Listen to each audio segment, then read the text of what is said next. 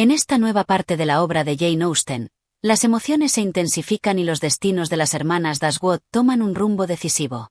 Elinor continúa enfrentando con serenidad los desafíos del corazón, mientras Marianne aprende, a través del dolor y la reflexión, el valor de la prudencia y la fortaleza. Entre secretos, confesiones y sentimientos reprimidos, la historia sigue tejiendo un retrato profundo de la naturaleza humana, del amor y de las diferencias entre la razón y la pasión. Si te gustan los audiolibros clásicos, suscríbete al canal y activa la campanita. Muy pronto subiremos los siguientes capítulos para que sigas disfrutando de esta maravillosa novela completa. Cada semana encontrarás nuevos audiolibros y relatos ideales para relajarte, aprender o dejarte llevar por grandes historias. Escucha, disfruta y déjate envolver por la elegancia y la sensibilidad de Jane Austen. Capítulo 36. Pocos días después de esta reunión, los periódicos anunciaron al mundo que la esposa de Thomas Palmer había dado a luz sin contratiempos a un hijo y heredero, un párrafo muy interesante y satisfactorio, al menos para todos los conocidos cercanos que ya estaban enterados de la noticia. Este suceso, de gran importancia para la felicidad de la señora Jennings, produjo una alteración pasajera en la distribución de su tiempo y afectó en forma parecida los compromisos de sus jóvenes amigas. Pues, como deseaba estar lo más posible con Charlotte, iba a verla todas las mañanas apenas se vestía, y no volvía hasta el atardecer. Y las señoritas Dashwood, por pedido especial de los Middleton, pasaban todo el día en Conduit Street. Si hubiera sido por su propia comodidad, habrían preferido quedarse, al menos durante las mañanas, en la casa de la señora Jennings, pero no era esto algo que se pudiera imponer en contra de los deseos de todo el mundo. Sus horas fueron traspasadas entonces a Lady Middleton y a las dos señoritas Stl, para quienes el valor de su compañía era tan escaso como grande era el afán con que aparentaban buscarla. Las Dashwood eran demasiado lúcidas para ser buena compañía para la primera, y para las últimas eran motivo de envidia, pues las consideraban intrusas en sus territorios, partícipes de la amabilidad que ellas deseaban monopolizar. Aunque nada había más cortés que el trato de Lady Middleton hacia Elinor y Marianne, en realidad no le gustaban en absoluto. Como no la adulaban ni a ella ni a sus niños, no podía creer que fueran de buen natural, y como eran aficionadas a la lectura, las imaginaba satíricas. Quizá no sabía exactamente qué era ser satírico, pero eso carecía de importancia. En el lenguaje común implicaba una censura, y la aplicaba sin mayor cuidado. Su presencia coartaba tanto a Lady Middleton como a Lucy. Restringían el ocio de una y la ocupación de la otra. Lady Middleton se sentía avergonzada frente a ellas por no hacer nada, y Lucy temía que la despreciaran por ofrecer las lisonjas que en otros momentos se enorgullecía de idear y administrar. La señorita Stl era la menos afectada de las tres por la presencia de Elinor y Marianne, y solo dependía de éstas que la aceptara por completo. Habría bastado con que una de las dos le hiciera un relato completo y detallado de todo lo ocurrido entre Marianne y el señor Willoughby, para que se hubiera sentido ampliamente recompensada por el sacrificio de cederles el mejor lugar junto a la chimenea después de la cena, gesto que la llegada de las jóvenes exigía. Pero esta oferta conciliatoria no le era otorgada, pues aunque a menudo lanzaba ante Elinor expresiones de piedad por su hermana, y más de una vez dejó caer frente a Marianne una reflexión sobre la inconstancia de los galanes, no producía ningún efecto más allá de una mirada de indiferencia de la primera o de disgusto en la segunda. Con un esfuerzo menor aún, se habrían ganado su amistad. Si tan solo le hubieran hecho bromas a causa del reverendo Davis. Pero estaban tan poco dispuestas, igual que las demás, a complacerla, que si Sirion cenaba fuera de casa podía pasar el día completo sin escuchar ninguna otra chanza al respecto sino las que ella misma tenía la gentileza de dirigirse. Todos estos celos y sinsabores, sin embargo, pasaban tan totalmente inadvertidos para la señora Jennings, que creía que estar juntas era algo que encantaba a las muchachas. Y así, cada noche felicitaba a sus jóvenes amigas por haberse librado de la compañía de una anciana estúpida durante tanto rato. Algunas veces se les unía donde Sirion y otras en su propia casa, pero dondequiera que fuese, siempre llegaba de excelente ánimo, llena de júbilo e importancia, atribuyendo el bienestar de Charlotte a los cuidados que ella le había prodigado y lista para darles un informe tan exacto y detallado de la situación de su hija, que solo la curiosidad de la señorita Stl podía desear. Había una cosa que la inquietaba, y sobre ella se quejaba a diario. El señor Palmer persistía en la opinión tan extendida entre su sexo, pero tan poco paternal, de que todos los recién nacidos eran iguales. y aunque ella percibía con toda claridad en distintos momentos la más asombrosa semejanza entre este niño y cada uno de sus parientes por ambos lados, no había forma de convencer de ello a su padre, ni de hacerlo reconocer que no era exactamente como cualquier otra criatura de la misma edad. Ni siquiera se lo podía llevar a admitir la simple afirmación de que era el niño más hermoso del mundo. Llego ahora al relato de un infortunio que por esta época sobrevino a la señora de John Dashwood. Ocurrió que durante la primera visita que le hicieron sus dos cuñadas junto a la señora Jennings en Harley Street, otra de sus conocidas llegó inesperadamente, circunstancia que, en sí misma, aparentemente no podía causarle ningún mal. Pero mientras la gente se deje arrastrar por su imaginación para formarse juicios errados sobre nuestra conducta y la califique basándose en meras apariencias, nuestra felicidad estará siempre, en una cierta medida, a merced del azar. En esta ocasión, la dama que había llegado al último dejó que su fantasía excediera de tal manera la verdad y la probabilidad, que el solo escuchar el nombre de las señoritas Dashwood y entender que eran hermanas del señor Dashwood, la llevó a concluir de inmediato que se estaban alojando en Harley Street. Y esta mala interpretación produjo como resultado, 1 o 2 días después, tarjetas de invitación para ellas, al igual que para su hermano y cuñada, a una pequeña velada musical en su casa. La consecuencia de esto fue que la señora de John Dashwood debió someterse no solo a la enorme incomodidad de enviar su carruaje a buscar a las señoritas Dashwood, sino que, peor aún, debió soportar todo el desagrado de parecer hacerles alguna atención. ¿Quién podría asegurarle que no iban a esperar salir con ella una segunda vez? Es verdad que siempre tendría en sus manos el poder para frustrar sus expectativas. Pero ello no era suficiente, porque cuando las personas se empeñan en una forma de conducta que saben equivocada, se sienten agraviadas cuando se espera algo mejor de ellas. Marianne, entretanto, se vio llevada de manera tan paulatina a aceptar salir todos los días, que había llegado a serle indiferente ir a algún lugar o no hacerlo. Se preparaba callada y mecánicamente para cada uno de los compromisos vespertinos, aunque sin esperar de ellos diversión alguna, y muy a menudo sin saber hasta el último momento a dónde la llevarían. Se había vuelto tan indiferente a su vestimenta y apariencia, que en todo el tiempo que dedicaba a su arreglo no les prestaba ni la mitad de la atención que recibían de la señorita Estelle en los primeros 5 minutos que estaban juntas, después de estar lista. Nada escapaba a su minuciosa observación y amplia curiosidad, veía todo y preguntaba todo, no quedaba tranquila hasta saber el precio de cada parte del vestido de Marianne. Podría haber calculado cuántos trajes tenía mejor que la misma Marianne, y no perdía las esperanzas de descubrir antes de que se dejaran de ver, cuánto gastaba semanalmente en lavado y de cuánto disponía al año para sus gastos personales. Más aún, la impertinencia de este tipo de escrutinio se veía coronada por lo general con un cumplido que, aunque pretendía ir de añadidura al resto de los halagos, era recibido por Marianne como la mayor impertinencia de todas. Pues, tras ser sometida a un examen que cubría el valor y hechura de su vestido, el color de sus zapatos y su peinado, estaba casi segura de escuchar que a fe suya se veía de lo más elegante, y apostaría que iba a hacer muchísimas conquistas.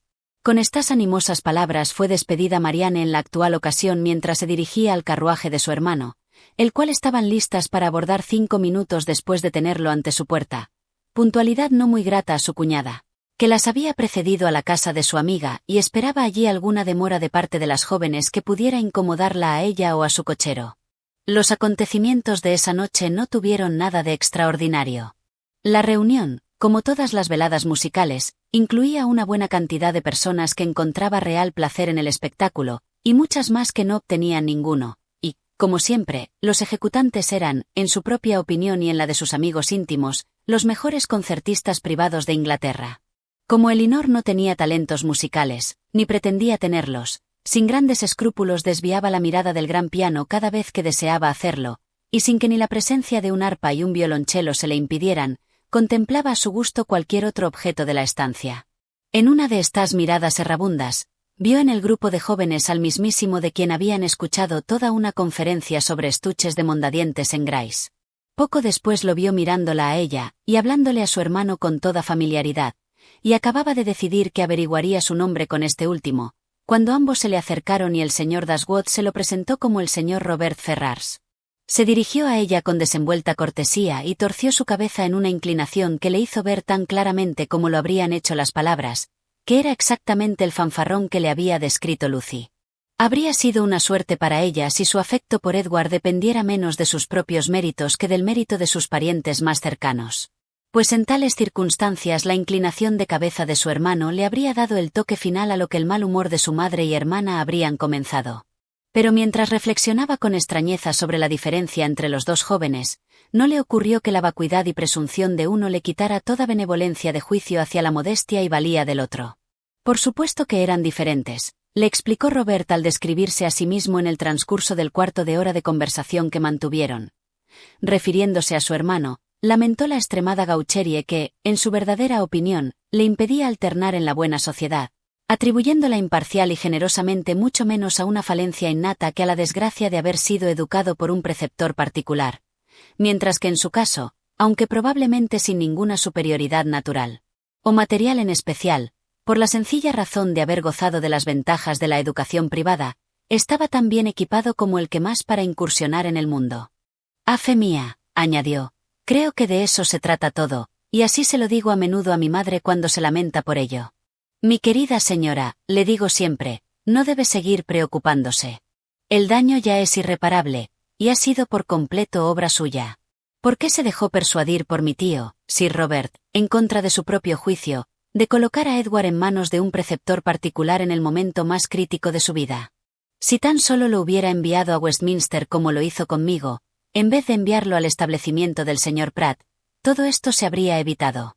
Así es como siempre considero todo este asunto, y mi madre está completamente convencida de su error». Elinor no contradijo su opinión, puesto que, más allá de lo que creyera sobre las ventajas de la educación privada, no podía mirar con ningún tipo de beneplácito la estada de Edward en la familia del señor Pratt. «Creo que ustedes viven en Devonshire», fue su siguiente observación, «en una casita de campo cerca de Dawlish». Elinor lo corrigió en cuanto a la ubicación, y al pareció sorprenderle que alguien pudiera vivir en Devonshire sin vivir cerca de Dawlish.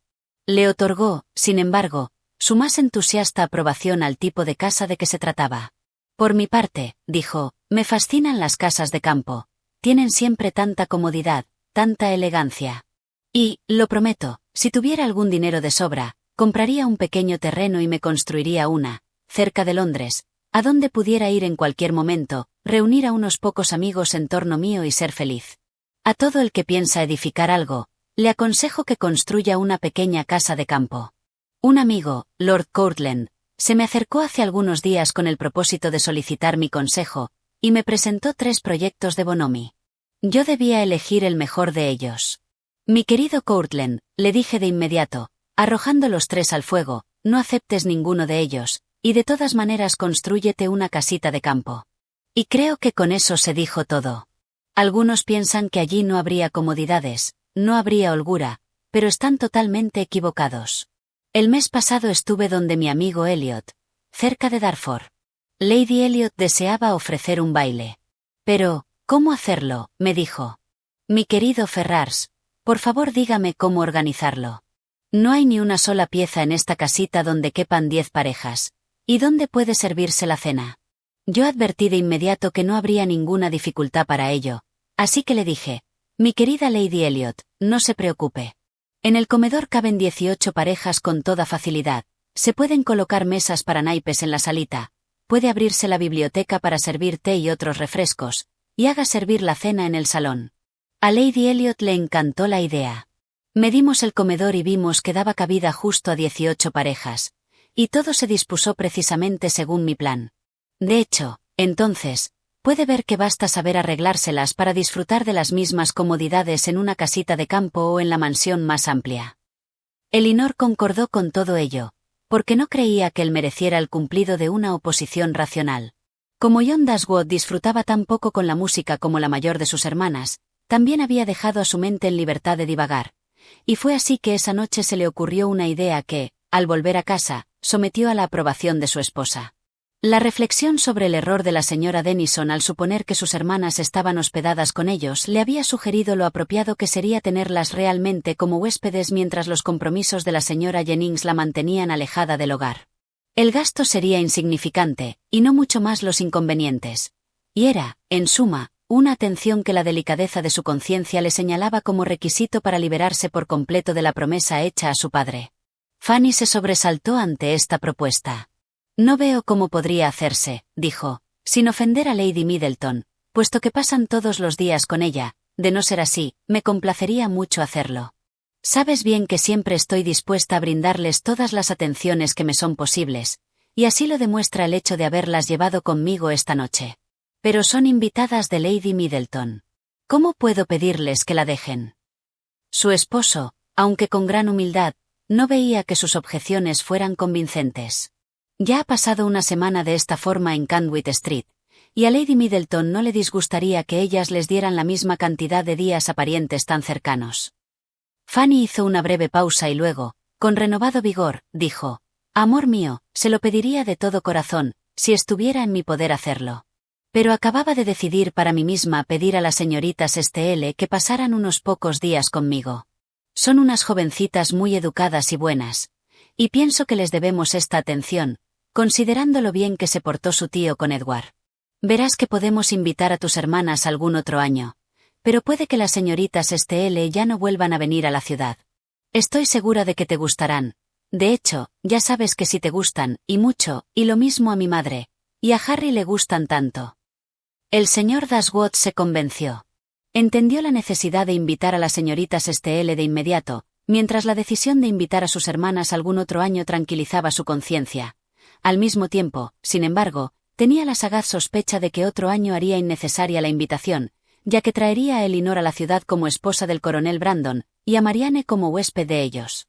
Fanny, regocijándose por su escapada y orgullosa del rápido ingenio que se la había facilitado, le escribió a Lucy la mañana siguiente, solicitándole su compañía y la de su hermana durante algunos días en Harley Street apenas Lady Middleton pudiera prescindir de ellas. Ello fue suficiente para hacer a Lucy verdadera y razonablemente feliz. La señora Dashwood parecía estar personalmente disponiendo las cosas en su favor, alimentando sus esperanzas, favoreciendo sus intenciones. Una oportunidad tal de estar con Edward y su familia era, por sobre todas las cosas, de la mayor importancia para sus intereses, y la invitación, lo más grato que podía haber para sus sentimientos. Era una oportunidad frente a la cual todo agradecimiento parecía pobre, e insuficiente la velocidad con que se la aprovechara, y respecto de la visita a Lady Middleton, que hasta ese momento no había tenido límites precisos, repentinamente se descubrió que siempre había estado pensada para terminar en 2 días más. Cuando a los 10 minutos de haberla recibido le mostraron a Elinor la nota, debió compartir por primera vez parte de las expectativas de Lucy. Tal muestra de desacostumbrada gentileza, dispensada a tan poco tiempo de conocerse, parecía anunciar que la buena voluntad hacia Lucy se originaba en algo más que una mera inquina hacia ella, y que el tiempo y la cercanía podrían llegar a secundar a Lucy en todos sus deseos. Sus adulaciones ya habían subyugado el orgullo de Lady Middleton y encontrado el camino hacia el frío corazón de la señora de John Dashwood, y tales resultados ampliaban las probabilidades de otros mayores aún. Las señoritas STL se trasladaron a Harley Street, y todo cuanto llegaba a Elinor sobre su influencia allí la hacía estar más a la expectativa del acontecimiento. Sir John, que las visitó más de una vez, trajo noticias asombrosas para todos sobre el favor en que se las tenía. La señora Dashwood jamás en toda su vida había encontrado a ninguna joven tan agradable como a ellas. Le había regalado a cada una un acerico, hecho por algún emigrado, llamaba a Lucy por su nombre de pila, y no sabía si alguna vez iba a poder separarse de ellas. Capítulo 37. La señora Palmer se encontraba tan bien al término de una quincena, que su madre sintió que ya no era necesario destinarle todo su tiempo a ella. Y contentándose con visitarla 1 o 2 veces al día, dio fin a esta etapa para volver a su propio hogar y a sus propias costumbres, encontrando a las señoritas Dashwood muy dispuestas a retomar la parte que habían desempeñado en ellas. Al 3er o 4.º día tras haberse reinstalado en Berkeley Street, la señora Jennings, recién de vuelta de su visita cotidiana a la señora Palmer, entró con un aire de tan apremiante importancia en la sala donde Elinor se encontraba a solas, que ésta se preparó para escuchar algo prodigioso. Y tras haberle dado solo el tiempo necesario para formarse tal idea, comenzó de inmediato a fundamentarla diciendo: «¡Cielos! Mi querida señorita Dashwood, ¿supo la noticia? No, señora. ¿De qué se trata? Algo tan extraño. Pero ya le contaré todo. Cuando llegué donde el señor Palmer, encontré a Charlotte armando todo un alboroto en torno al niño. Estaba segura de que estaba muy enfermo, lloraba y estaba molesto, y estaba todo cubierto de granitos. Lo examiné entonces de cerca, y cielos, querida, le dije. No es nada, solo un sarpullido, y la niñera dijo lo mismo. Pero Charlotte no, Ella no estaba satisfecha, así que enviaron por el señor Donovan, y por suerte acababa de llegar de Harley Street, así que fue de inmediato. Y apenas vio al niño dijo lo mismo que nosotras, que no era nada sino un sarpullido, y ahí Charlotte se quedó tranquila. Y entonces, justo cuando se iba, me vino a la cabeza, y no sé cómo se me fue a ocurrir pensar en eso, pero se me vino a la cabeza preguntarle si había alguna noticia. Y entonces él puso esa sonrisita afectada y tonta, y fingió todo un aire de gravedad, como si supiera esto y lo otro, hasta que al fin susurró. Por temor a que algún informe desagradable llegara a las jóvenes bajo su cuidado sobre la indisposición de su cuñada, creo aconsejable decir que, en mi opinión, no hay motivo de alarma. Confío en que la señora Dashwood se recupere perfectamente. ¿Cómo? ¿Está enferma Fanny? Es lo mismo que yo le dije, querida. Cielos. Le dije. ¿Está enferma la señora Dashwood? Y allí salió todo a la luz. Y en pocas palabras, según lo que me pude dar cuenta, parece ser esto. El señor Edward Ferrars, el mismísimo joven con quien yo solía hacerle a usted bromas. Aunque, como han resultado las cosas, ahora estoy terriblemente contenta de que en verdad no hubiera nada de eso. El señor Edward Ferrars, al parecer, ha estado comprometido desde hace más de un año con mi prima Lucy. Ahí tiene, querida. Y sin que nadie supiera ni una palabra del asunto, salvo Nancy. ¿Lo habría creído posible? No es en absoluto extraño que se gusten, pero que las cosas avanzaran tanto entre ellos, y sin que nadie lo sospechara. Eso sí que es extraño. Nunca llegué a verlos juntos, o con toda seguridad lo habría descubierto de inmediato. Bueno, y entonces mantuvieron todo esto muy en secreto por temor a la señora Ferrars, y ni ella ni el hermano de usted ni su cuñada sospecharon nada de todo el asunto. Hasta que esta misma mañana, la pobre Nancy, que, como usted sabe, es una criatura muy bien intencionada, pero nada en el terreno de las conspiraciones, lo soltó todo. Cielos, pensó para sí, le tienen tanto cariño a Lucy, que seguro no se opondrán a ello. Y así, vino y se fue donde su cuñada, señorita Dashwood, que estaba sola bordando su tapiz, sin imaginar lo que se le venía encima. Porque acababa de decirle a su hermano, apenas hacía 5 minutos, que pensaba armarle a Edward un casamiento con la hija de algún lord, no me acuerdo cuál. Así que ya puede imaginar el golpe que fue para su vanidad y orgullo. Enseguida le dio un ataque de histeria, con tales gritos que hasta llegaron a oídos de su hermano, que se encontraba en su propio gabinete abajo, pensando en escribir una carta a su mayordomo en el campo. Entonces voló escaleras arriba y allí ocurrió una escena terrible, porque para entonces se les había unido Lucy, sin soñar siquiera lo que estaba pasando. Pobre criatura. La compadezco. Y créame, pienso que se comportaron muy duros con ella. Su cuñada la reprendió hecha una furia, hasta hacerla desmayarse. Nancy, por su parte, cayó de rodillas y lloró amargamente. Y su hermano se paseaba por la habitación diciendo que no sabía qué hacer. La señora Dashwood dijo que las jóvenes no podrían quedarse ni un minuto más en la casa, y su hermano también tuvo que arrodillarse para convencerla de que las dejara al menos hasta que hubiesen empacado sus ropas. Y entonces ella tuvo otro ataque de histeria, y él estaba tan asustado que mandó a buscar al señor Donovan, y el señor Donovan encontró la casa toda conmocionada. El carruaje estaba listo en la puerta para llevarse a mis pobres primas, y justo estaban subiéndose cuando él salió. La pobre Lucy, me contó, estaba en tan malas condiciones que apenas podía caminar, y Nancy estaba casi igual de mal. Déjeme decirle que no tengo paciencia con su cuñada, y espero con todo el corazón que se casen, a pesar de su oposición.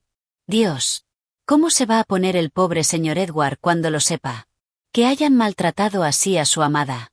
Porque dicen que la quiere enormemente, con todas sus fuerzas. No me extrañaría que sintiera la mayor de las pasiones. Y el señor Donovan piensa lo mismo. Conversamos mucho con él sobre esto, y lo mejor de todo es que él volvió a Harley Street, para estar a mano cuando se lo dijeran a la señora Ferrars, porque enviaron por ella apenas mis primas dejaron la casa y su cuñada estaba segura de que también ella se iba a poner histérica. Y bien puede ponerse, por lo que a mí me importa. No le tengo compasión a ninguno de ellos. Nunca he conocido a gente que haga tanto alboroto por asuntos de dinero y de grandeza. No hay ningún motivo en el mundo por el que el señor Edward y Lucy no deban casarse. Estoy segura de que la señora Ferrars puede permitirse velar muy bien por su hijo. Y aunque Lucy personalmente casi no tiene nada, sabe mejor que nadie cómo sacar el mayor provecho de cualquier cosa. Y yo diría que si la señora Ferrars le asignara aunque fueran 500 libras anuales, podría hacerlas lucir lo mismo que otra persona haría con 800. ¡Cielos! Qué cómodos podrían vivir en una casita como la de ustedes, o un poco más grande, con 2 doncellas y 2 criados. Y creo que yo podría ayudarlos en lo de las doncellas, porque la mía, Betty, tiene una hermana desocupada que les vendría perfectamente. La señora Jennings finalizó su discurso, y como Elinor tuvo tiempo suficiente para ordenar sus pensamientos, pudo responder y hacer los comentarios que se suponía debía despertar en ella el tema en cuestión.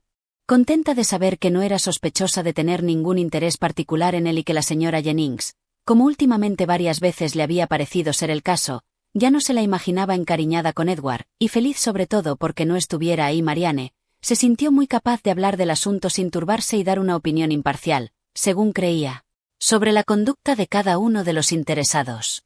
No sabía Elinor muy bien cuáles eran en verdad sus propias expectativas al respecto, aunque se esforzó seriamente en alejar de ella la idea de que pudiera terminar de otra forma que con el matrimonio de Edward y Lucy.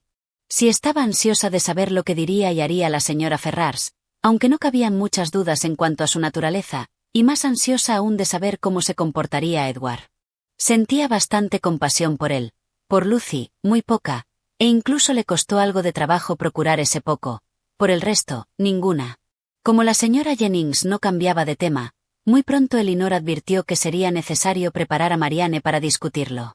Sin pérdida de tiempo había que desengañarla, ponerla al tanto de la verdad y conseguir que escuchara los comentarios de los demás sin revelar ninguna inquietud por su hermana, y tampoco ningún resentimiento hacia Edward.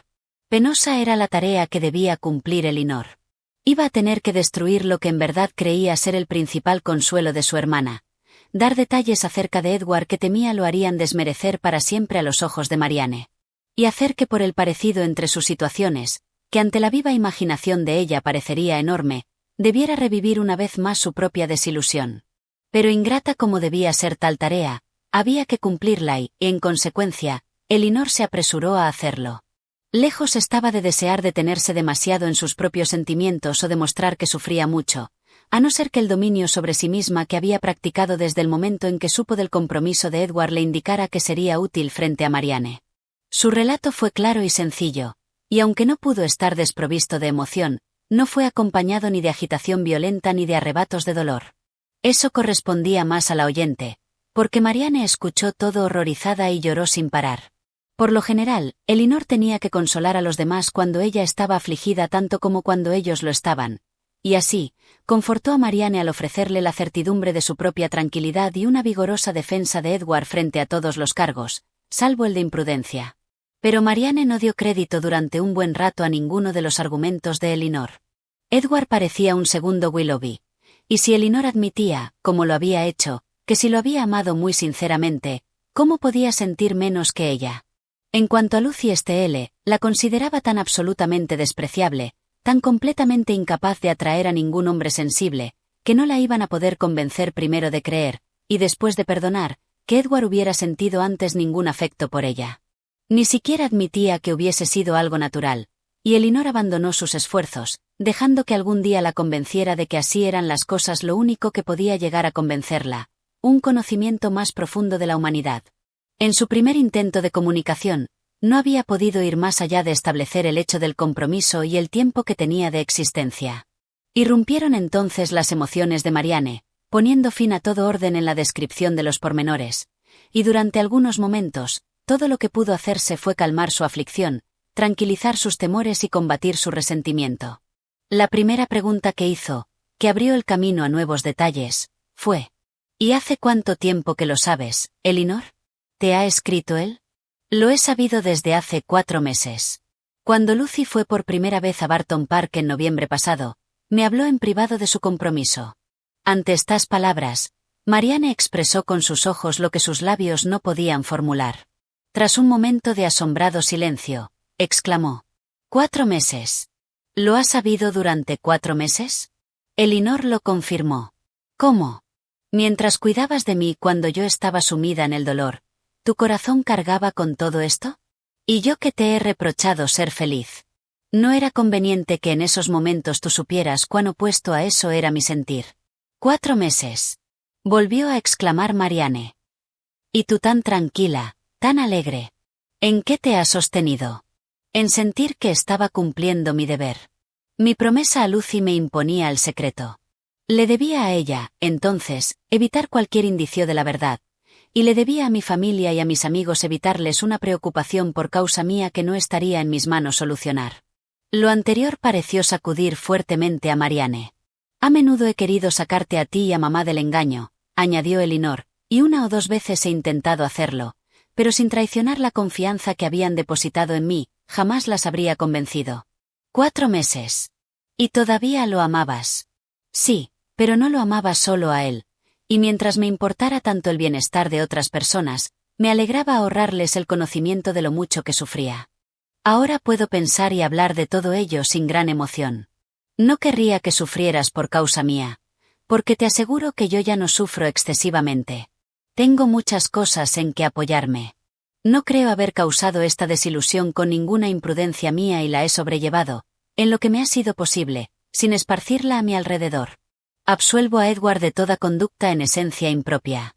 Le deseo mucha felicidad, y estoy tan segura de que siempre cumplirá con su deber que, aunque ahora pueda abrigar algún arrepentimiento, a la larga será feliz. Lucy no carece de juicio, y ese es el fundamento sobre el que se puede construir todo lo que es bueno.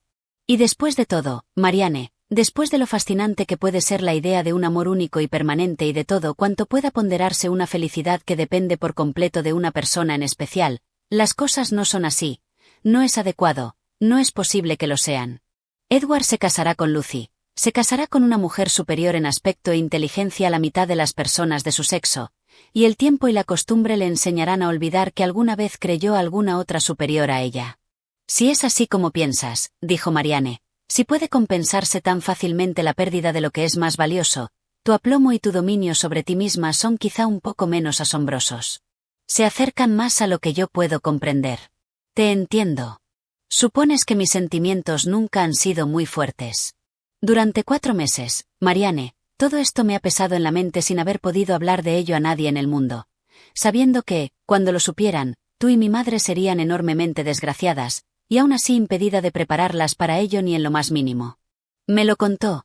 De alguna manera me fue impuesto por la misma persona cuyo más antiguo compromiso destrozó todas mis expectativas. Y me lo contó, así lo pensé, con aire de triunfo.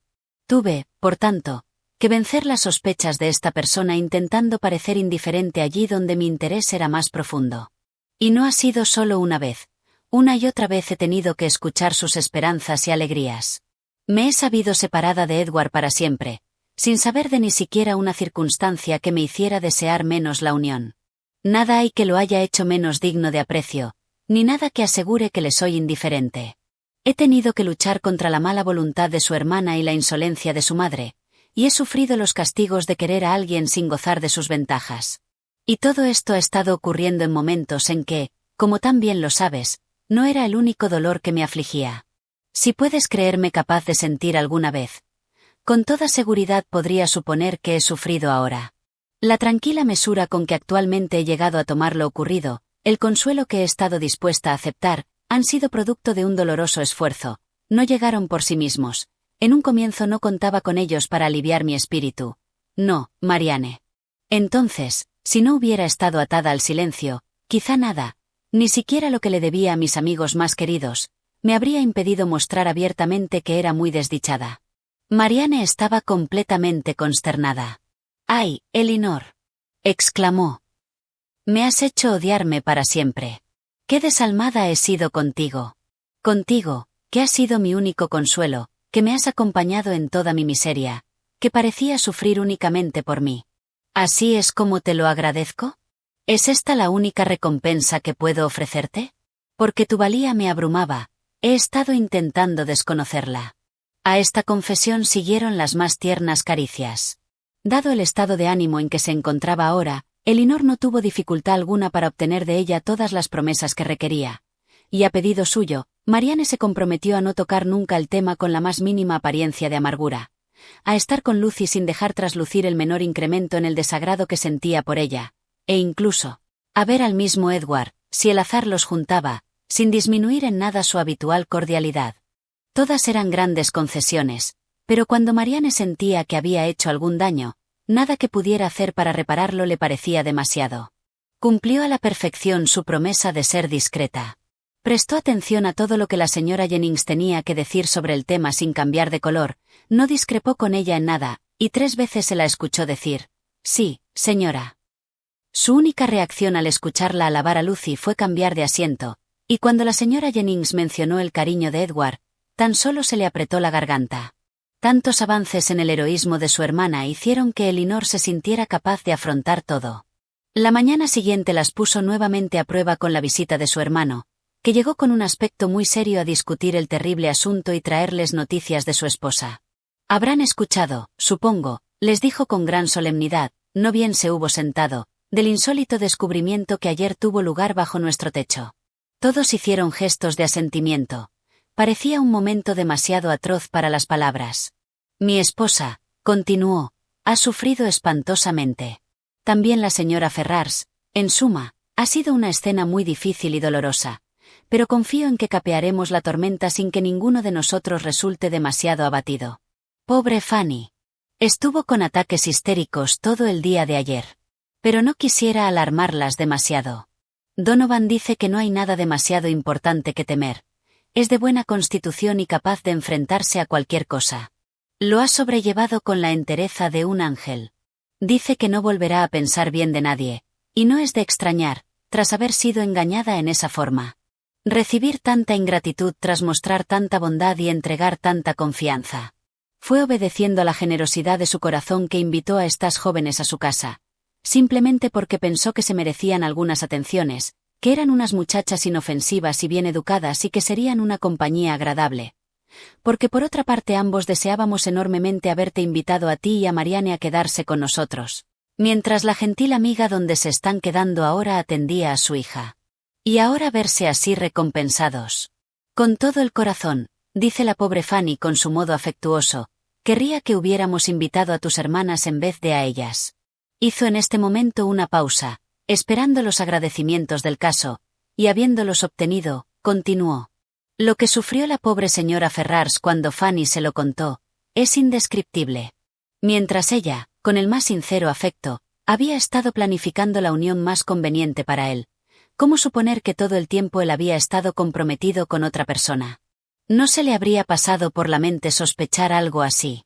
Y si hubiera sospechado la existencia de cualquier predisposición de parte de él, no la hubiera buscado por ese lado. Ahí, se los aseguro, dijo, me habría sentido a salvo. Ha sido una verdadera agonía para ella.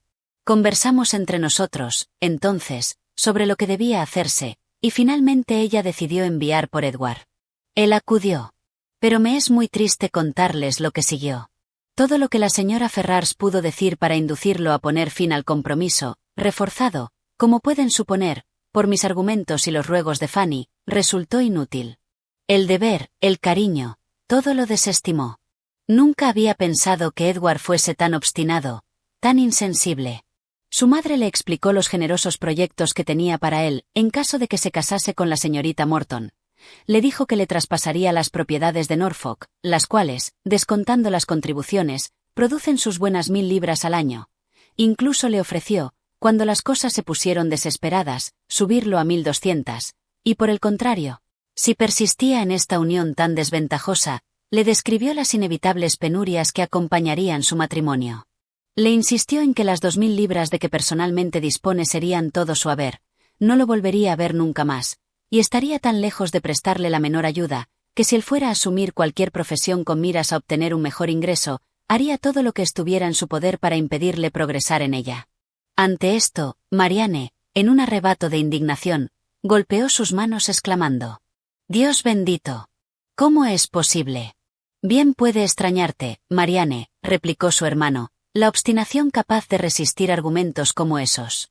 Tu exclamación es absolutamente natural». Marianne iba a replicar, pero recordó sus promesas, y se abstuvo. Todos estos esfuerzos, sin embargo, continuó él, fueron en vano. Edward dijo muy poco, pero cuando habló, lo hizo de la manera más decidida. Nada podría convencerlo de renunciar a su compromiso. Cumpliría con él, sin importar el costo. Entonces, exclamó la señora Jennings con brusca sinceridad, incapaz de seguir guardando silencio, Ha actuado como un hombre honesto. Le ruego me perdone, señor Dashwood, pero si él hubiera hecho otra cosa, habría pensado que era un truán. En algo me incumbe este asunto, al igual que a usted, porque Lucy Steele es prima mía, y creo que no hay mejor muchacha en el mundo, ni otra más merecedora de un buen esposo. John Dashwood no cabía en sí de asombro, pero era tranquilo por naturaleza, poco dado a irritarse, y nunca tenía intenciones de ofender a nadie, en especial a nadie con dinero. Fue así que replicó, sin ningún resentimiento. Por ningún motivo hablaría yo sin respeto de algún familiar suyo, señora. La señorita Lucy Steele es, me atrevería a decir, una joven muy meritoria, pero en el caso actual, debe saber usted que la unión es imposible. Y haberse comprometido en secreto con un joven entregado al cuidado de su tío, especialmente el hijo de una mujer de tan gran fortuna como la señora Ferrars, quizá es, considerado en conjunto, un poquito extraordinario. En pocas palabras, no es mi intención desacreditar el comportamiento de nadie a quien usted estime, señora Jennings. Todos le deseamos la mayor felicidad a su prima, y la conducta de la señora Ferrars ha sido en todo momento la que adoptaría cualquier madre buena y consciente en parecidas circunstancias. Se ha comportado con dignidad y generosidad. Edward ha echado sus propias suertes, y temo que le van a salir mal. Marianne expresó con un suspiro un temor semejante, y a Elinor se le encogió el corazón al pensar en los sentimientos de Edward mientras desafiaba las amenazas de su madre por una mujer que no podía recompensarlo. Bien, señor, dijo la señora Jennings, ¿y cómo terminó todo? Lamento decir, señora, que con la más desdichada ruptura, Edward ha perdido para siempre la consideración de su madre. Ayer abandonó su casa, pero ignoro a dónde se ha ido o si está todavía en la ciudad. Porque, por supuesto, nosotros no podemos preguntar nada. Pobre joven. ¿Y qué va a ser de él? Sí, por cierto, señora. Qué triste es pensarlo. Nacido con la expectativa de tanta riqueza. No puedo imaginar una situación más deplorable. Los intereses de 2000 libras. ¿Cómo va a vivir una persona con eso? Y cuando, además, se piensa que, de no haber sido por su propia locura en 3 meses más habría recibido 2500 libras anuales, puesto que la señorita Morton posee 30.000 libras, no puedo imaginar situación más funesta. Todos debemos tenerle lástima. Y más aún considerando que ayudarlo está totalmente fuera de nuestro alcance. Pobre joven. Exclamó la señora Jennings. Les aseguro que de muy buen grado le daría alojamiento y comida en mi casa, y así se lo diría, si pudiera verlo. No está bien que tenga que costearse todo solo ahora, viviendo en posadas y tabernas. Elinor le agradeció íntimamente por su bondad hacia Edward, aunque no podía evitar sonreír ante la manera en que era expresada. Si tan solo hubiese hecho por sí mismo, dijo John Dashwood, lo que sus amigos estaban dispuestos a hacer por él, estaría ahora en la situación que le corresponde y nada le habría faltado. Pero tal como son las cosas, ayudarlo está fuera del alcance de nadie. Y hay algo más que se está preparando en su contra, peor que todo lo anterior. Su madre ha decidido, empujada por un estado de ánimo muy entendible, asignar de inmediato a Robert las mismas propiedades que, en las condiciones adecuadas, habrían sido de Edward. La dejé esta mañana con su abogado, hablando de este asunto. Bien, dijo la señora Jennings, esa es su venganza. Cada uno lo hace a su manera. Pero no creo que yo me vengaría dando independencia económica a un hijo porque el otro me había fastidiado. Marianne se levantó y salió de la habitación. ¿Puede haber algo más mortificante para el espíritu de un hombre, continuó John, que ver a su hermano menor dueño de una propiedad que podría haber sido suya? Pobre Edward. Lo compadezco sinceramente. Tras algunos minutos más entregado al mismo tipo de expansiones, terminó su visita, y asegurándoles repetidas veces a sus hermanas que no había ningún peligro grave en la indisposición de Fanny y que, por lo tanto, no debían preocuparse por ella, se fue. Dejando a las 3 damas con unánime sentimiento sobre los sucesos del momento, al menos en lo que tocaba a la conducta de la señora Ferrars, la de los Dashwood y la de Edward. La indignación de Marianne estalló no bien su hermano dejó la habitación, y como su vehemencia hacía imposible la discreción de Elinor e innecesaria la de la señora Jennings, las 3 se unieron en una muy animada crítica de todo el grupo. Gracias por escuchar esta parte de Sentido y Sensibilidad. Espero que hayas disfrutado de la historia, de sus personajes y de las emociones que nos deja Jane Austen en cada capítulo. Pronto publicaré la siguiente parte del audiolibro, para que puedas seguir descubriendo cómo continúa esta maravillosa obra. Si te ha gustado, te invito a suscribirte al canal, activar la campanita y compartir este vídeo con otras personas que disfruten de la literatura clásica. Gracias por acompañarme en esta lectura. Y hasta muy pronto.